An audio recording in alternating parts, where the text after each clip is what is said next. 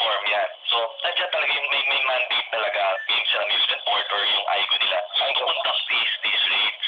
I think yung what do you call this, the regional director should also be happy dahil talaga nababawasan siya ng trabaho dahil meron nga tayong meron tayong unit dyan na specialized at yun na nagkukonduct rin ng raid.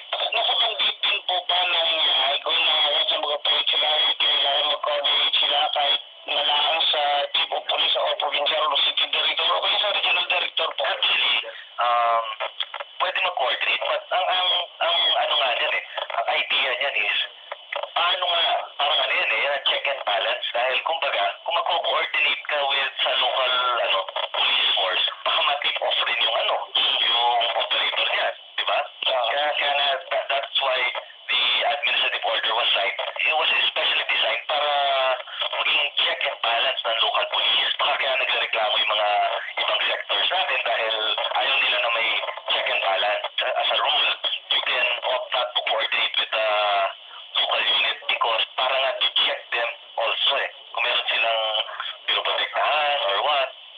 Yun ang purpose naman dyan Kung papaalam ka pa nabaliwala yung mandate namin. That's the reason now kaya kinarate itong anti-illegal gun unit ng GAP. I-file nila ng kaso kung meron ginawang illegal yung mga